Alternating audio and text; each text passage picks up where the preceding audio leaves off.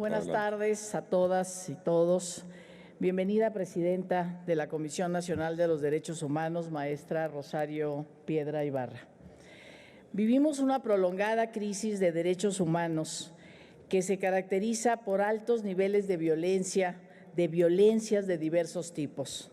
Por supuesto, las causas estructurales e históricas son diversas. La acumulación de los casos de violaciones a los derechos humanos requieren de una relación permanente de colaboración, de crítica y de diálogo entre las diversas instituciones, como lo es la presente sesión. En este sentido, presidenta, quisiera recordar que hace un año, cuando usted acudió al Pleno de la Comisión Permanente para, como hoy, presentar su informe de actividades, colocamos en esta tribuna el caso de nuestro compañero José Manuel del Río, secretario técnico de la Junta de Coordinación Política del Senado, que fue injustamente detenido y encarcelado en Veracruz. La CNDH atendió oportunamente este llamado y emitió una recomendación sobre el caso de José Manuel, que, como sabemos, no agradó a las autoridades del Estado de Veracruz, que la rechazaron en un acto que puso en entredicho su compromiso de ese gobierno a sus obligaciones constitucionales y convencionales.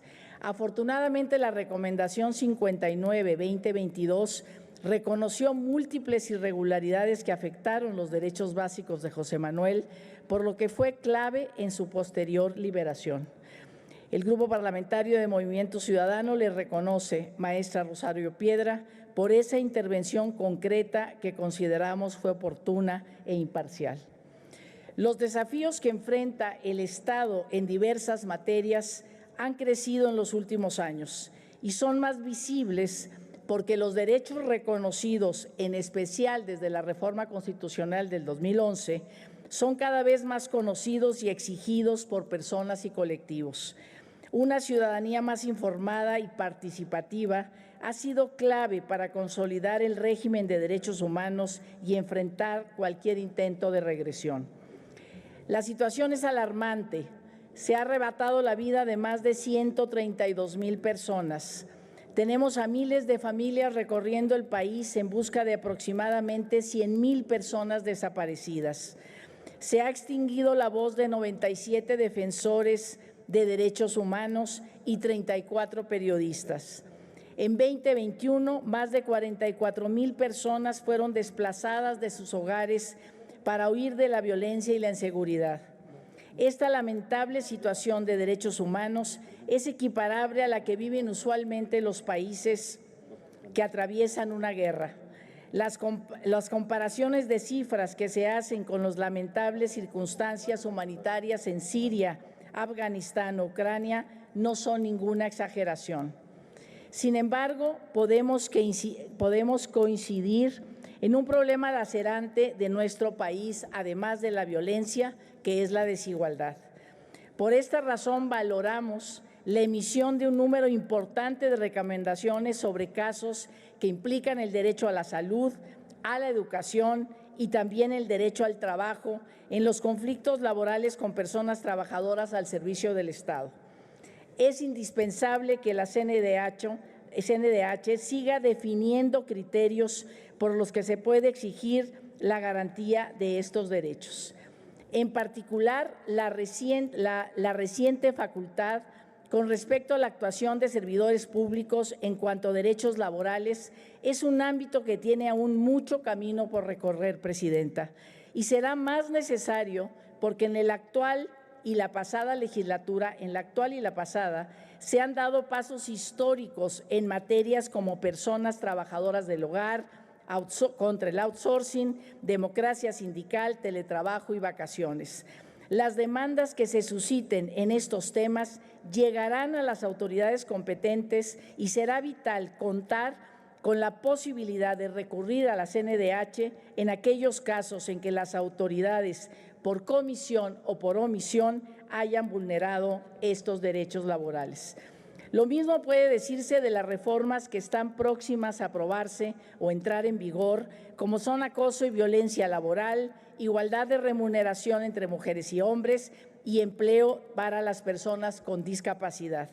Al respecto, en nuestro grupo parlamentario hemos propuesto que la CNDH asuma un papel activo para establecer diagnósticos nacionales sobre la situación de estos derechos. Sobre lo anterior le pregunto, ¿cuál es la perspectiva para adoptar un plan de acción sobre empresas y derechos humanos? Es un aspecto sobre el que ya hay importantes referencias en instituciones de Naciones Unidas y sobre el que se ha adelantado que la CNDH prepara acciones. Un tema de nuestro mayor interés es la prisión preventiva oficiosa, que desafortunadamente se ha utilizado con mayor frecuencia y se ha impuesto en nuestro marco jurídico a pesar de que vulnera diversos derechos humanos esenciales, como es la presunción de inocencia.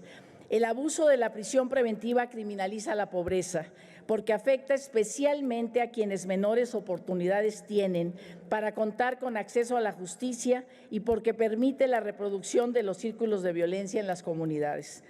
Creemos que fue un acierto que la CNDH presentara una acción de inconstitucionalidad para evitar la prisión automática y sin sentencia. Sin embargo, a 4 años de la reforma constitucional para extender esa figura, cada día se vuelve más urgente frenar la normalización de la prisión preventiva, en especial la oficiosa, así como impulsar una política de reinserción que evite la reincidencia y desmonte el poder de organizaciones criminales que operan dentro de los sistemas penitenciarios.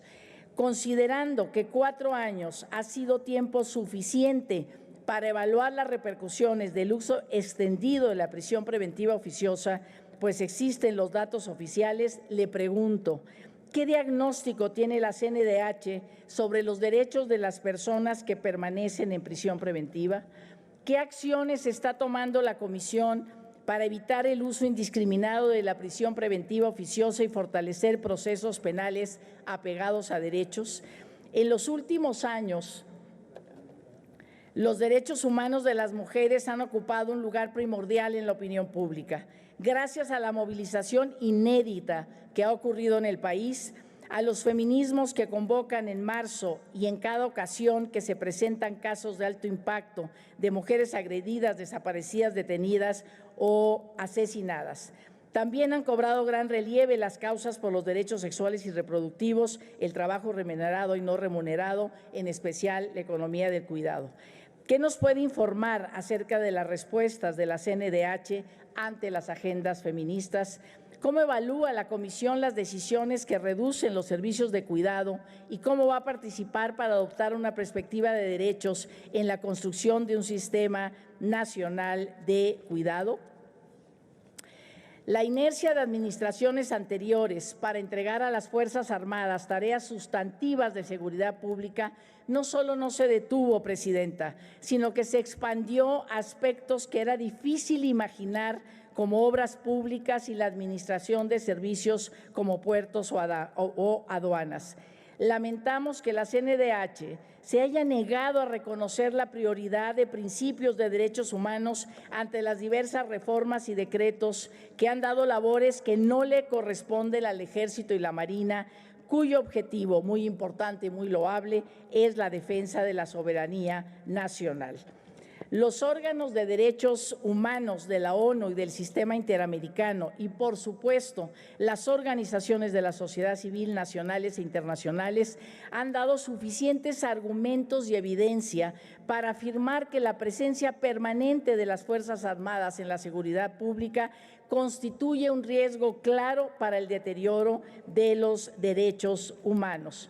Estamos convencidos que la voz de la CNDH hubiera cambiado el escenario hacia las decisiones de la Suprema Corte de Justicia y hoy, lamentablemente, quedan menos opciones para revertir esta tendencia. Termino, presidente.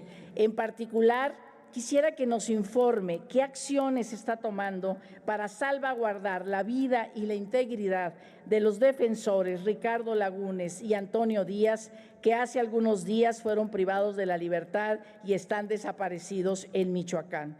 Exhortamos a la comisión que usted preside que tome cartas en el asunto para contribuir a su inmediata localización y salvaguarda de sus derechos humanos. Por su atención y respuestas, muchas gracias. Gracias.